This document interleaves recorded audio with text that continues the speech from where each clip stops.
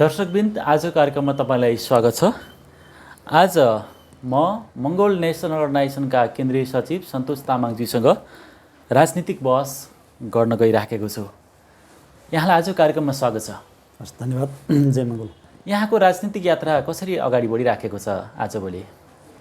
विशेष त राजनीतिक यात्राको क्रममा अहिले सरकारले घोषणा गरेको आसन्न स्थानीय तहको निर्वाचन जुन 79 साल वैशाख 30 गते हुन गइरहेको छ होइन, यस निर्वाचनकै निमित्त मङ्गोल नेसनल अर्गनाइजेसनले पनि सहभागी जनाउनुपर्छ भन्ने कुरा त आइ नै आएको छ होइन। त्यसैको निम्ति हामी विशेष गरी निर्वाचन आयोगको चाहिँ कामकाजको लागि कुद्ने क्रम जारी छ र सङ्गठन विस्तारको काम पनि अन्य जिल्लाहरूमा, अन्य प्रदेशहरूमा, विभिन्न प्रदेशहरूमा सङ्गठन विस्तार पनि एकदम तीव्र गतिमा अगाडि बढिरहेको छ। त्यही कार्यहरूमा हामी अलिकति व्यस्त छौँ यतिखेर। अहिले देशव्यापी रूपमा तपाईँहरूको कार्यक्रमहरू सम्पन्न भइराखेको हामीले देख्न सक्छौँ।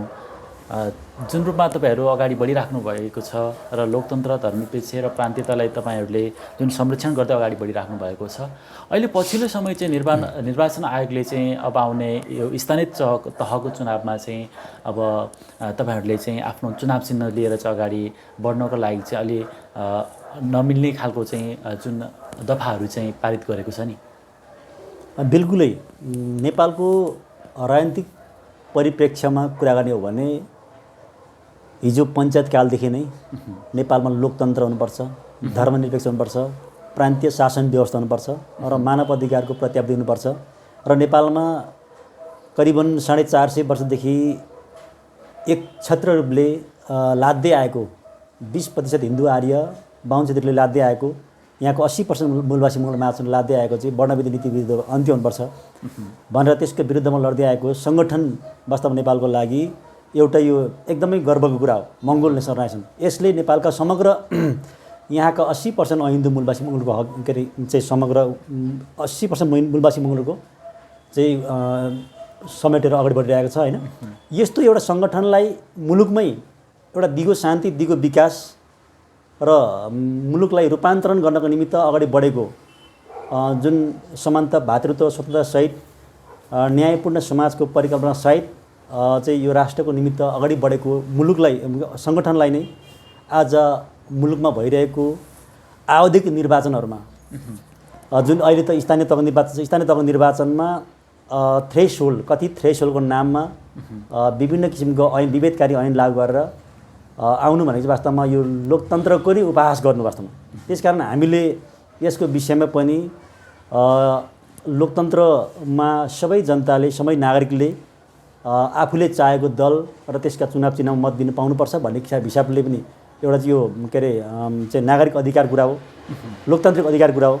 त्यसकारण ती कुराहरूलाई सम्बोधन गर्दै हामीले निर्वाचन आयोग समक्ष पनि यो चाहिँ अलोकतान्त्रिक कदम भयो, यस्ता कदमको चाहिँ अब अन्त्य हुनुपर्छ, यस्तो कदमको चाहिँ यसलाई चाहिँ पुनर्विचार गर्नुपर्छ भनेर हामीले चाहिँ ध्यान आकर्षण गराएका छौँ।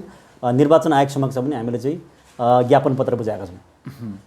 नेपालको इतिहासमा समयले धेरै नै कोल्टे फेरिसकेको छ, तर नेपालको जुन राजनीतिक अभियानबाट नेपालको मुलुकलाई सञ्चालन गर्ने राजनीतिक संरचना, नेता र सोच चाहिँ किन नबदलिएको होला?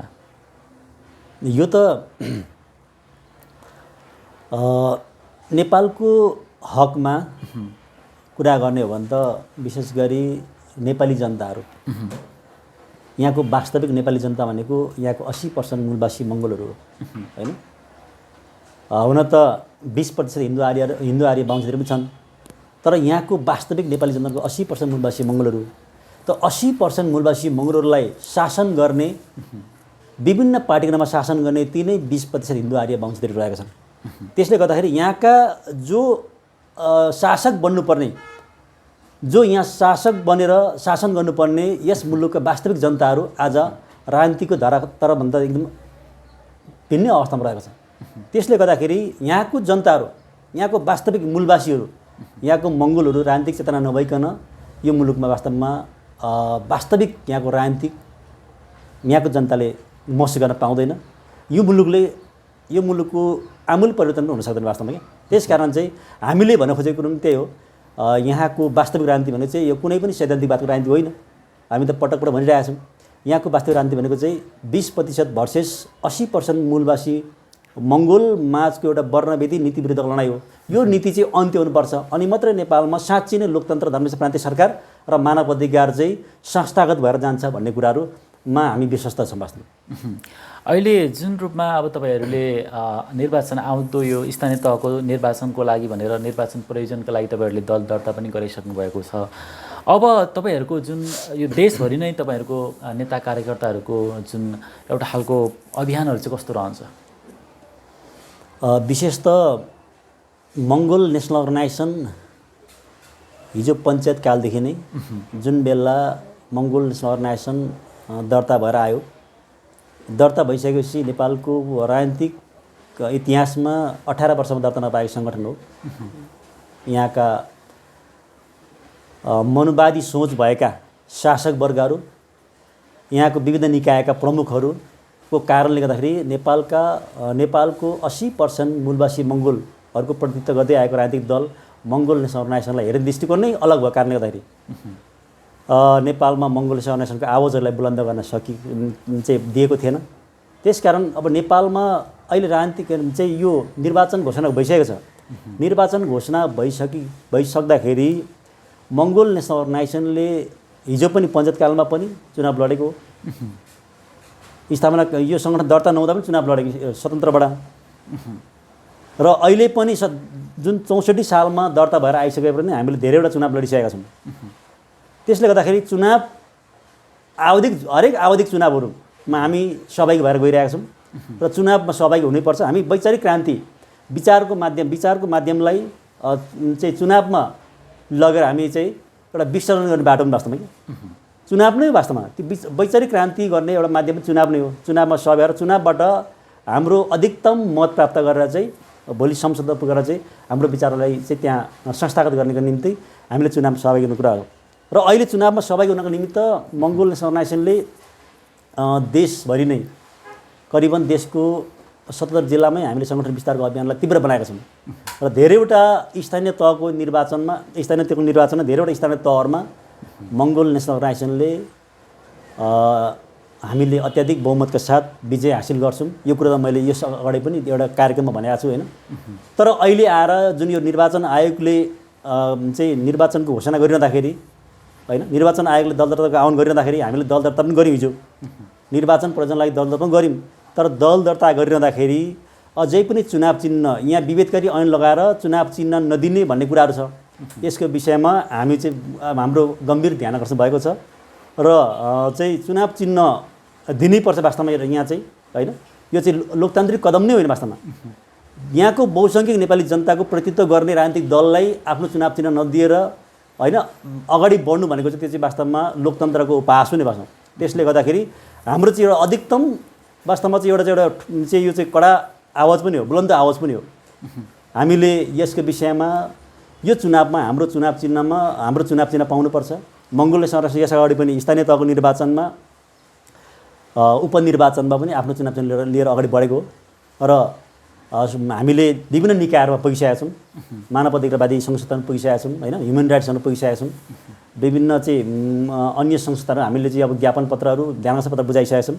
त्यसले गर्दाखेरि हामीलाई एउटा विश्वास त छ पक्कै पनि मङ्गोल नेसनल अर्गनाइजेसनलाई र यहाँ चाहिँ जुन ऐन विभेदकारी ऐन लगाएर जुन खोजिरहेको छ यो ऐनबाट अलिक पछि हट्छ कि भन्ने हामी सरकार निर्वाचन आयोग पछि हट्छ कि भन्ने हामीमा एउटा विश्वास छ। र त्यस अन्तर्गत हामीले चाहिँ चुनाव चिन्ह आफ्नै चुनाव चिन्हमा यो स्थानीय तहको निर्वाचनमा सहभागी हुन्छौँ। अहिले देशभरि नै स्थानीय तहको निर्वाचनको लागि कार्यकर्ता साथीहरू नेता साथीहरू लागिरहनु भएको छ। धेरैवटा ठाउँमा स्थानीय तहको निर्वाचनमा हामी चाहिँ गणितीय नतिजा निकाल्नको लागि तयार भएर अगाडि बढिरहेका छौँ।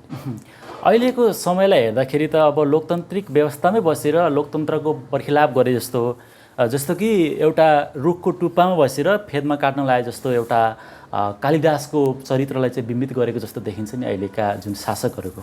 एकदम त्यो वास्तवमा त्यही कुरा भइरहेको छ। नेपाल मैले अघि पनि भने नेपालमा हिजो पञ्चायतकालमै यस सङ्गठनका फाउन्डर प्रेसिडेन्ट डाक्टर गोपाल गुरुङज्यूले भन्नुभएको छ होइन, नेपालको वास्तविक लडाइँ भनेको चाहिँ यहाँ कुनै पनि वादको होइन है।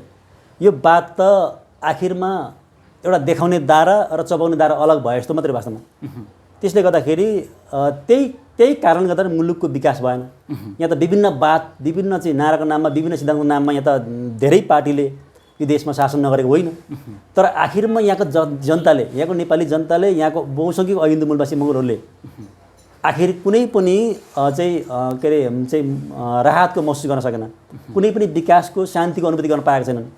त्यसले गर्दाखेरि यो मुलुकमा यस्तो खालको कदम आउनु भनेको वास्तवमा मैले अघि भने लोकतन्त्रको उपहास हुनु, वास्तवमा यो लोकतन्त्र खिलिउडाउनु हो। यो आवाज चाहिँ वास्तवमा हामीले यो बोलेको आवाज वास्तवमा इन्टरनेसनल रूपमा पनि धेरै कुराहरू व्यापक भइसकेको छ।